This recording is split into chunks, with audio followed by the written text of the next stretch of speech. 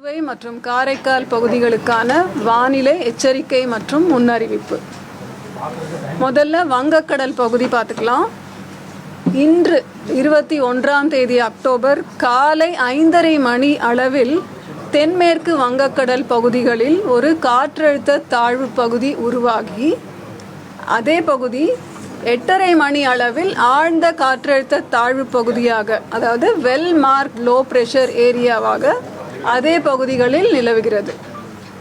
இது மேற்கு வடமேற்கு திசையில் நகர்ந்து நாளை 22ஆம் தேதி அக்டோபர் மதியம் தென்மேற்கு மற்றும் அதனை ஒட்டிய மத்திய மேற்கு வங்கக்கடல் பகுதிகளில் வட தமிழக, புதுவை மற்றும் தெற்கு ஆந்திர கடலோர பகுதிகளுக்கு அப்பால் காற்றழுத்த தாழ்வு மண்டலமாக வலுப்பெற வாய்ப்பு உண்டு.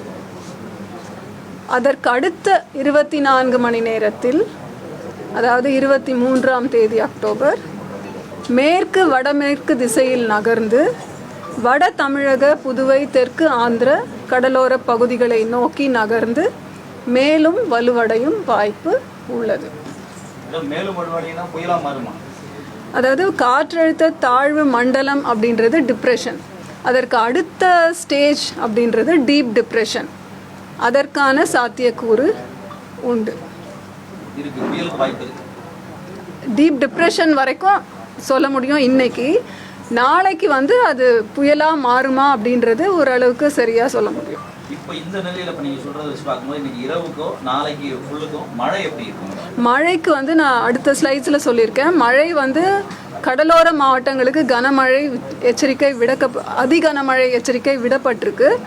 முதல்ல இந்த சினாப்டிக் சிச்சுவேஷன்ஸ் எல்லாம் பார்த்துடலாம், அப்புறம் இந்த மழை குறித்த தகவல்கள் we will see.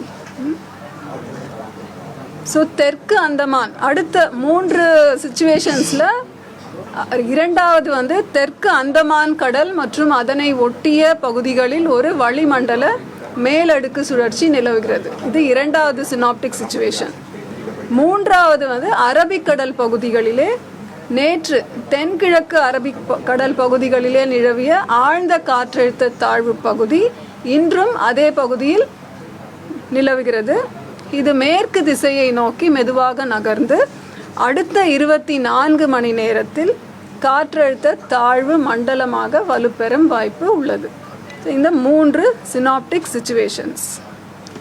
கடந்த 24 மணி நேரத்தில் மழையின் டேட்டா பார்த்தீங்கன்னா, தமிழகத்தில் பெரும்பாலான பகுதிகளில் மழை பெய்துள்ளது. புதுவை மற்றும் காரைக்கால் பகுதிகளிலுமே மழை பெய்துள்ளது. தமிழகத்தில் வடகிழக்கு பருவமழை தீவிரமடைந்துள்ளது. அப்புறம் 4 இடங்களில் மிக கனமழை பதிவாகியுள்ளது. அதிக அளவாக ராமநாதபுரம் மாவட்டத்தில் தங்கச்சி மடத்தில் 17 சென்டிமீட்டர், பாம்பன் 15 சென்டிமீட்டர், மண்டபம் 14 சென்டிமீட்டர், வரட்டுப்பள்ளம் ஈரோடு மாவட்டத்தில் 13 சென்டிமீட்டர் மற்றும் 22 இடங்களில் கனமழை பதிவாகி உள்ளது. இன்றைய தேதி வரைக்கும், அதாவது வடகிழக்கு பருவமழை காலம் சொல்கிற 1 அக்டோபர்ல இருந்து இன்று வரை 21ஆம் தேதி அக்டோபர் வரை தமிழகத்தில் பதிவான மழை, தமிழகம், புதுவை மற்றும் காரைக்கால் பகுதிகளில் பதிவான மழை அளவு 16 சென்டிமீட்டர். இயல்பு மழை, இன்று வரைக்குமான இயல்பு மழை அளவு 10 சென்டிமீட்டர். அப்போது இயல்பிலிருந்து இன்று வரை பதிவானது இயல்பிலிருந்து 59% அதிகமாக பதிவாகி இருக்கிறது. இதில் 16 மாவட்டங்கள் இயல்பை விட மிக அதிகமாக பதிவாயிருக்கு.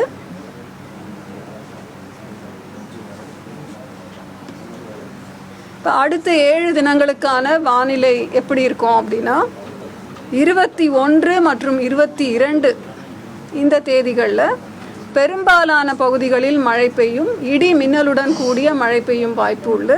புதுவை மற்றும் காரைக்காலிலும் இதே போல இடி மின்னலுடன் மழை பெய்ய வாய்ப்புண்டு. 23ஆம் தேதி தமிழகத்தின் அநேக இடங்களில் புதுவை மற்றும் காரைக்கால் பகுதிகளில் மழை பெய்யும் வாய்ப்பு.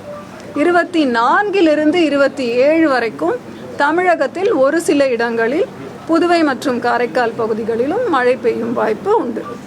இப்போது